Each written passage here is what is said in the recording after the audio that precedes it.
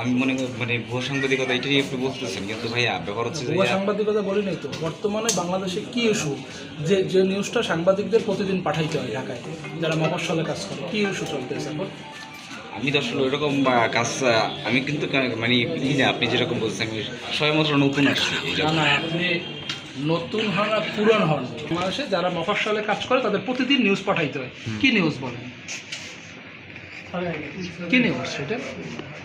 ভাই আপনি যে আমি বললাম তো এই পেশায় আমার 6 মাস হয়েছে এই পেশায়। মানে আপনি কোচিং করায় আইসা জ্ঞান কাজ করি, পার্টি খরচ দেন, সেইটা বলতে পারবেন, সেরকম কিন্তু আমি কি ইস্যু চলতেছে সেইটা আপনি বলতে পারবেন না। আমি সেরকম কোনো কিছু বলি নাই। কি যদি নিউজ বলি পাঠাইছেন লাস্ট প্রমাণ স্বাধীন সংবাদে সবশেষ কি ছাপা হয়েছে আপনার?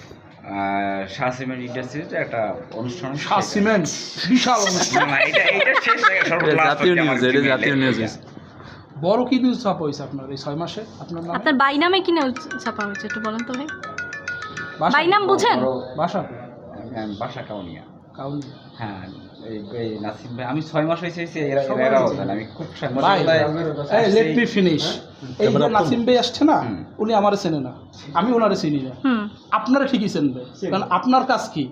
হারিতে দান্দাবাজি করা, থানায় দান্দাবাজি করা। উনি আমারে চেনে, জিজ্ঞেস করেন তো আপনি আমারে চেনেন? ভাই আপনি কি আমারে চিনেন? চিনেন? না, আমাকে তো চিনবে না, আমরা যারা মাঠ পর্যায়ে থাকবে কেউ চেনে না। তাহলে হচ্ছে যে এরকম কোনো কিছুই না, আসলে এটা ভুল বোঝাবুঝি। প্রশাসন তো চিনবে। এই শোনেন, আমি একটা কথা বলি, প্রশাসন আপনাদের চিনবে কেন?